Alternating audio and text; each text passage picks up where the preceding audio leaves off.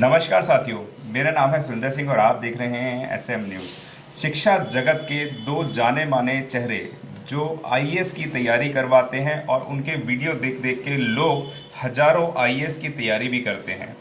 उनका नाम है विकास द्विवेदी, जो हमेशा बहन जी की भी बात करते हैं और बाबा साहब की बात करते हैं, बहुजनों की बात करते हैं। और दूसरा नाम है अवध ओझा। अवध ओझा ने एक ऐसा बयान दिया है जिसको सुनकर पूरे देश के अंदर एक सनसनी सी मच गई है। और सनसनी भी कोई छोटी मोटी नहीं है। सनसनी से पहले आप अवध ओझा जी का ये वीडियो देख लीजिए। कि भारतीय नेताओं में जो भारतीय लीडर्स हैं उनमें एक लीडर जिनको बहुत सारे लोग उल्टा सीधा भी बोलते रहते हैं, बहन मायावती जी, मैं उनके बारे में बोलूं कि बहन जी ने मुझसे कहा, उनके जो प्रदेश अध्यक्ष है विश्वनाथ पाल जी, उन्होंने कहा कि बहन जी ने कहा है कि अवध ओझा जहां से कहें वहां से इनको चुनाव लड़ाया जाए, एक शिक्षक का सम्मान किया जाए। तो ये मैं ऑन कैमरा कहना चाहता हूं कि मायावती जी के बारे में जो भी कहा जाता है वो सब निराधार है, निरर्थक है कि पैसा कह रही थी, पर कुछ नहीं। विश्वनाथ पाल जी ने मुझसे बात कही कि ओझा जी, बहन जी कह रही थी कि अवध ओझा जी जहां से कहें और उनको सपोर्ट करो, हर तरह से फाइनेंशियली सपोर्ट करो, मैन पावर से सपोर्ट करो, इतना बहन जी ने मैसेज भिजवाया था। आपने देखा किस तरीके से अवध ओझा बोल रहे हैं कि इस देश के अंदर बसपा सुप्रीमो बहन कुमारी मायावती जो हमेशा बहुजनों की बात करती हैं, बहन जी ने खुद अवध ओझा जी के लिए कहा कि अवध ओझा को वहां से चुनाव लगाओ जहां से वो लड़ना चाहते हैं। यानी कि अवध ओझा को बहन जी ने क्योंकि शिक्षा के अंदर, शिक्षा जगत के लोग, शिक्षा के पढ़े लिखे लोग, विद्वान लोग अगर राजनीति में आएंगे तो इस देश का कल्याण हो पाएगा। अवध ओझा अपनी बात को बड़ी ताकत से रखते हैं। जब भी वो बात करते हैं तो बड़ी कॉन्फिडेंस के साथ बात करते हैं। उनके तमाम वीडियो सोशल मीडिया पे वायरल भी होते रहते हैं। तो बहन जी के लिए उन्होंने कहा कि बहन जी ने मुझे बुलाया, विश्वनाथ प्रताप सिंह के माध्यम से उन्होंने कहा कि अवध ओझा को बुलाइए और उनको चुनाव लड़वाइए, जहां से भी वो चुनाव लड़ना चाहते हैं उनको चुनाव लड़वाइए और उनको पूरी तरीके से सपोर्ट करिए। इस पूरी तरीके से सपोर्ट का मतलब समझिए कि जिस तरीके से तन मन धन से तमाम लोग लग कर उनको चुनाव लड़वाएं और उनको जिताने का भी काम करें, यानी कि उनको पूरा समर्थन दिया जाए बसपा की तरफ से। लेकिन अवध ओझा बोलते हैं कि किसी कारणवश मैं बहन जी से मेरी मुलाकात नहीं हो पाई, मुझे बाहर जाना पड़ा, लेकिन वो दिल से सल्यूट करते हैं बहन जी का। अब बहन जी को सल्यूट वो लोग करते हैं जो बहन जी को वोट देते हैं, बहन जी को सपोर्ट करते हैं। लेकिन बहुत सारे लोग बहन जी के बारे में लगातार बुराइयां भी करते रहते हैं। वो कहते रहते हैं कि बहन जी टिकट बेच देती हैं, बहन जी ऐसा कर रही हैं, वैसी कर रही हैं। हमने इसकी जांच और करी और हमने डॉक्टर इंदु चौधरी से भी यही सवाल रखा। आइए पहले इंदु चौधरी जी का वीडियो देख लेते हैं।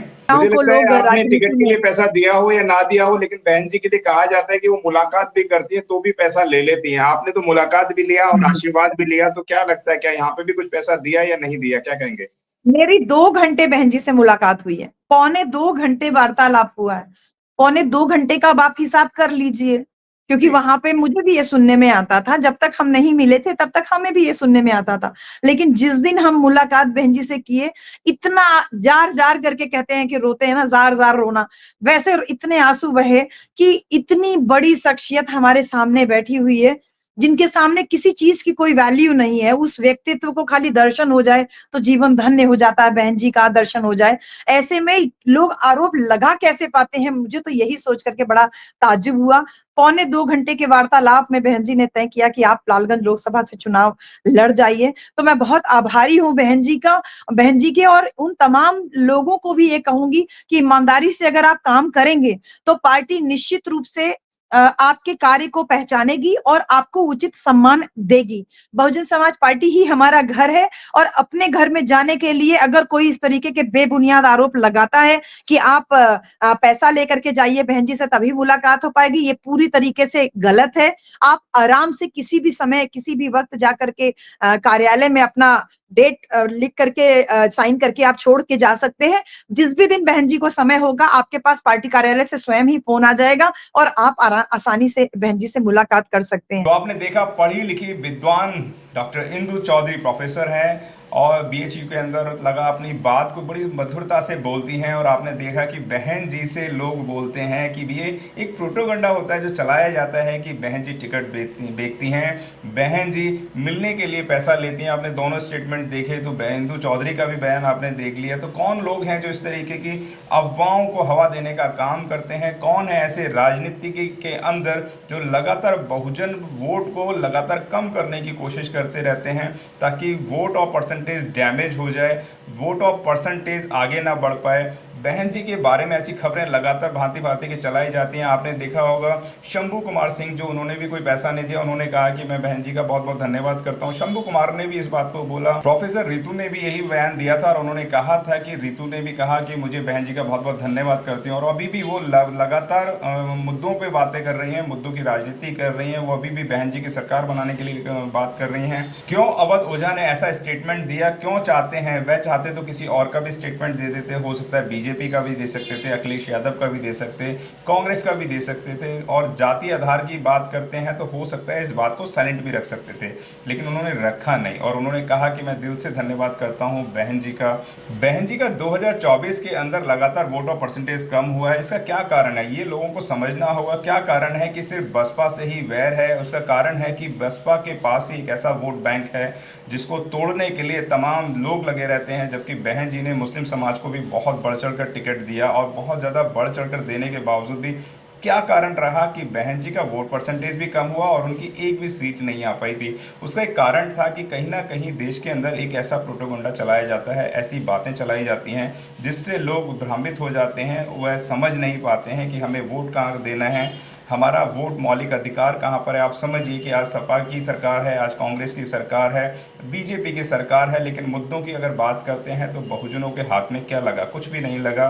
बहुजन आज अपनी बात को ताकत से नहीं रख पा रहे हैं, बहुजन अपनी बात को आगे नहीं बढ़ा पा रहे हैं। बहुजन नेता तो हैं, लेकिन नेता बहुजनों की बात भी आगे नहीं रखते। यह सोचने वाली बात है कि बहन जी ने अपना घर छोड़ दिया, अपना परिवार छोड़ दिया, शादी नहीं की। और बहुत से लोग आज भी यही बोलते रहते हैं कि वह महलों में रहती हैं। वह बहन जी की अगर पीछे की हिस्ट्री उठाकर देखेंगे तो बहन जी साइकिलों पे चला करती थी, बहन जी पैदल चला करती थी, चप्पलों में घुमा करती थी। उसका कारण था कि मिशन मूवमेंट को जगाने के लिए लगातार वह कार्य करती रहती थी। लेकिन आज भी ऐसे बहुत सारे लोग हैं जो ये कहते रहते हैं कि बहन जी ये नहीं करती हैं, बहन जी वो नहीं करती हैं। बहन जी को पूरा देश देखना होता है, किस तरीके से बहन जी देश को देखें। आज जो पदाधिकारी जिनको बनाते हैं वह कहीं ना कहीं मौका परस्त लोग हैं, वह कहीं कांग्रेस के साथ साठगांठ करते हैं, कहीं बीजेपी के साथ साठगांठ करते हैं। यह खबर बहन जी तक नहीं पहुंच पाती और बहन जी के नाम पर लोग बहुत सारा पैसा भी ले लेते हैं। तो ये समझना बहुत ज़्यादा ज़रूरी है कि हमारी नेता कौन है। बाबा साहब डॉक्टर BR अम्बेडकर की मुझे एक स्पीच हमेशा याद आती है। स्पीच नंबर 113 में बाबा साहब ने कहा था, one party one banner one leader जिस दिन हो जाएगा उस दिन आप इस देश के शासक बन जाएंगे। अब आपको ये देखना है कि 2027 के चुनाव बहुत नज़दीक हैं। आप किसको शासक बनाना चाहते हैं? आप चाहते हैं कि गुलामी करते रहें? आप चाहते हैं कि आपके लोग, समाज के लोग पार्लियामेंट में जाकर बड़ी ताकत से अपनी बात को रखें? तो आपको समझना होगा कि आपको किसको वोट करना है। 2027 के चुनाव बहुत ज़्यादा नज़दीक हैं। आपकी इस वीडियो के बारे में क्या राय है वह हमारे कमेंट बॉक्स में अवश्य रखें। अगर आपको अच्छा लगता है कि हमारी वीडियो अच्छी लगती है तो आप हमें आर्थिक सहयोग भी देख सकते हैं। स्क्रीन पर आप देख रहे हैं कि आप हमारी स्क्रीन पर यहाँ पर आप स्कैनर को स्कैन कर सकते हैं और आप 100 रुपये, 200 रुपये, 500 रुपये, 1000 रुपये, जो भी आपके मन की इच्छा है वह आप हमें दे सकते हैं, आपकी आवाज़ को और ताकत से उठा सकें। बहुत बहुत धन्यवाद। जय भीम, नमो बुद्धाय। इतिहास को दोबारा दोहराने का काम किया था वीरांगना फूलन देवी, बहन कुमारी मायावती, संकल्प भूमि और पूना पैक्ट बहुजन समाज का एक मूल ग्रंथ यह आपके पास आ गया है और आप इसको बिल्कुल भी देरी ना करें। तो साथियों, अगर आप ये किताब मंगाना चाहते हैं तो डिस्क्रिप्शन बॉक्स में जो आप नंबर देख रहे हैं इस नंबर पर आप हमें अपना ऑर्डर बुक करा सकते हैं। कितनी किताब आपको चाहिए? यदि आप चाहते हैं कि यह किताब पूरे भारतवर्ष में घर घर नजर आए तो आप इस वीडियो को ज़्यादा से ज़्यादा शेयर करें, लाइक करें, शेयर करें, अपने कमेंट हमारे सुझाव बॉक्स में ज़रूर दें और किताब को अपने घर पे मंगाना बिल्कुल भी ना भूलें। अगर आपने अभी तक हमारा चैनल सब्सक्राइब नहीं किया है तो सब्सक्राइब करें और घंटी का बटन बिल्कुल भी दबाना ना भूलें ताकि सभी लेटेस्ट खबरें पहुंच सकें आप पे सबसे पहले।